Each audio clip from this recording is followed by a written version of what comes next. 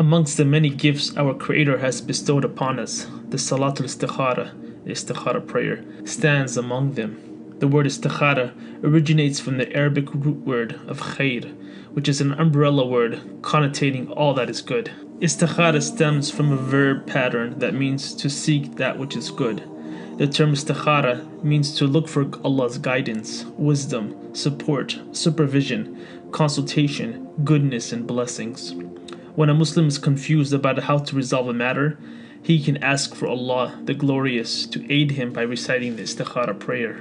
Salat al-Istikhara is a powerful tool that God, the Most Merciful, the Compassionate, has given His slaves so they can seek His guidance and wisdom in all matters of life, whether big or small. For instance, one can pray the Istikhara prayer to seek God's advice about whether they should relocate for school or work, if they should accept a marriage proposal, or if they should buy a particular car or house. The Istikhara prayer is a sunnah of Prophet Muhammad, peace be upon him, that he recommended and performed. Several myths and misconceptions surround the Istikhara prayer, and many do not have a full understanding of the prayer. The prayer is performed simply. Whenever one faces a decision, he or she would first need to do their part by researching possible solutions to their quandary. They should put their intellect and rationale to work, assessing the circumstances to their best of ability. One then would seek sound counsel from others that are knowledgeable, wise, trustworthy, and genuine, and who are worthy of consultation on the very issue. One should use his or her God-given intellect to weigh all available options, reflecting and pondering all gathered research and advice to determine the best possible outcome. Once one determines how to move forward on the issue, he would then pray 2 units, raka'at, of voluntary prayer, which should not be counted as a part of the 5 obligatory prayers of the day. It is important to note one should not pray istikhara until he has chosen the course of action he plans to take regarding the matter. The prayer he performs would be similar to any other traditional prayer. One must make wudu, ablution, in a clean, pure state, dressed appropriately and facing the qibla, in the direction of the Kaaba, God's house here on earth, in modern-day Saudi Arabia. It is also recommended to seek God's forgiveness and mercy at the beginning of the prayer, especially if you consistently commit sins. After completing 2 units of prayer, one would then recite the supplication taught to us by our final prophet, Muhammad, peace and blessings be upon him. If one has not memorized the dua, the supplication prayer, he can then read it from a piece of paper.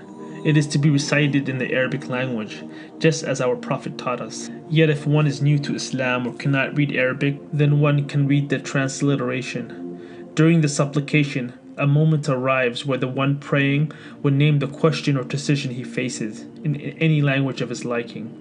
While it's best to state the matter verbally, one can also think or visualize their need in their minds. When one is praying or supplicating the istikhara, he is asking God the Almighty as to whether or not they should move forward with a particular matter. If the divine answer is yes, that the person should move forward with a certain option because it would benefit him in his religion, this world and in the next world, then one is asking God in his supplication to carve an easy path that would allow him to facilitate this decision.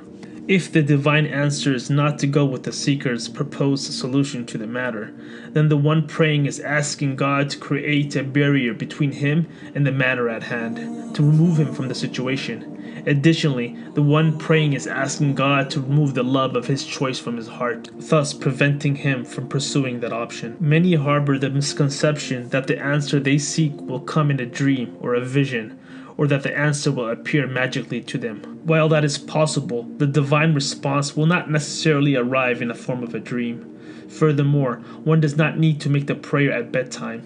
The prayer can be given at any time of the day, besides the 3 basic times of the day when people are encouraged not to pray. The Istikhara prayer is not meant to change or play with one's emotions necessarily. Yet in answering the prayer, God might place an inclination in one's heart that will guide him to go through with the action he chose for them, enabling them to feel a sense of peace and contentment with their decision. On the contrary, the one that gets a negative response may feel doubtful, apprehensive, and averse to moving forward with their matter. The main way that God answers the prayer is by clearing the right path, while closing all other avenues. If the divine answer was no, then one might oversleep that day, suffering a flat tire on their vehicle, experience the rejection of a marriage proposal, or encounter another circumstance that blocks the path they initially chose. One should look out for signs that lead them in the right direction. It's imperative for the one seeking an answer to say this prayer with the utmost sincerity and belief, knowing in his or her heart that God, and only God, the knower of all things, the knower of the seen and the unseen, can aid him and provide him the answer he seeks. It is also important to note that the one seeking an answer needs to await the answer patiently, as our Prophet, peace be upon him, stated that the supplication of everyone is granted, providing that they do not haste and do not assume that the supplication made was not accepted. The Istikhara prayer must be made by the individual seeking the answer and cannot be made by someone else on their behalf. One cannot pray Istikhara for that which is forbidden. For instance, asking if one may eat pork, drink alcohol, etc. No one can pray Istikhara to ask if they should perform an obligatory action. For instance, to ask if they should pray their dawn prayer tomorrow. Furthermore, those who feel that they have lapsed in their faith, thus denying them an answer to their prayer and supplication, need to realize that Allah, the most merciful, the compassionate, is accessible and near to all. Even the greatest of sinners can return to God and ask for His help, and He will respond. God states, "Say, O my servants who have transgressed against themselves, do not despair of the mercy of Allah. Indeed, Allah forgives all sins. Indeed, it is He who is forgiving, the merciful." Quran 39:53. And God the Almighty states, "And said your Lord, call upon me, I will respond to you. Indeed, those who are proud to worship me will enter hell in humiliation." Quran 40:60. According to a narration from our Prophet, peace be upon him, he states, "Verily your Lord is generous and shy. If his servant raises his hands to him in supplication, he becomes shy to return them empty." If you do not feel that your prayer has been answered, this could mean that God the Glorious might want you to continue asking for His divine guidance and assistance. So continue to supplicate and never give up hope. You can pray the Istikhara prayer repeatedly until you feel confident and comfortable.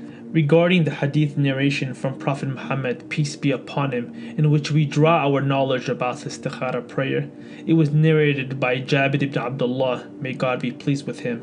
The Messenger of Allah used to teach his companions to perform Istikhara in all matters, just as he used to teach them surah from the Quran. He said, "If any one of you is deliberating about a decision he has to make, let him pray 2 raka'at of non-obligatory prayers, then saying, O Allah, I seek your guidance in making a choice by virtue of your knowledge, and I seek ability by virtue of your power, and I ask you of your great bounty. You have power, I have none, and you know, I know not. You are the knower of hidden things. O Allah, if in your knowledge this matter," then you would name your matter, "is it good for me in my religion, my livelihood and my affairs, then ordain it for me, make it easy for me, and bless it for me. And if in your knowledge it is bad for me in my religion, my livelihood and my affairs, then turn it away from me, and turn me away from it, and ordain for me the good wherever it may be, and make me pleased with it." Regardless of the outcome of your prayer inquiry, realize that it was the will of God, the All-Wise. Do not regret your decision afterward, as doing so would be to doubt God's wisdom and guidance. One should simply say Bismillah, in the name of Allah, and go forth with a decision. One should not seek to follow one's whims, desires, and one's own egotistic inclinations after the answer to one's supplication become clear. And realize, my dear brother or sister, God knows what is best for you. You might find something good in which you initially perceive as bad, and bad in which you perceive as good. Perhaps the matter can be beneficial for someone in this world, but detrimental for one in the next world. This is why we leave the decisions to the Almighty, as He knows best, and we do not.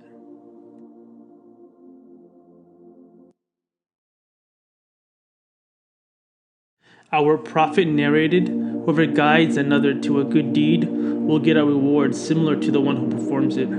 So please like, subscribe, and share this video. Assalamu alaikum.